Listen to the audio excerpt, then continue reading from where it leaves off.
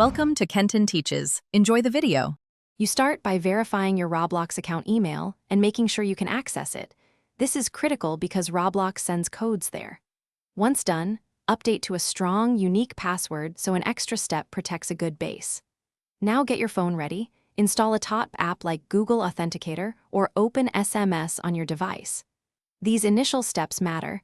Without a verified email or an authenticator, you cannot complete the second step securely. You go to Account Settings, then Security, and pick the two-step verification option. This is where the protection is enabled. Next, choose whether to use email codes or an authenticator app. Authenticator apps are more secure because they don't rely on SMS.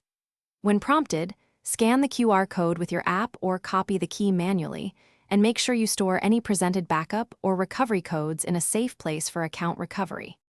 You finish by entering the 6-digit code from your authenticator or the code sent to your email to confirm the setup.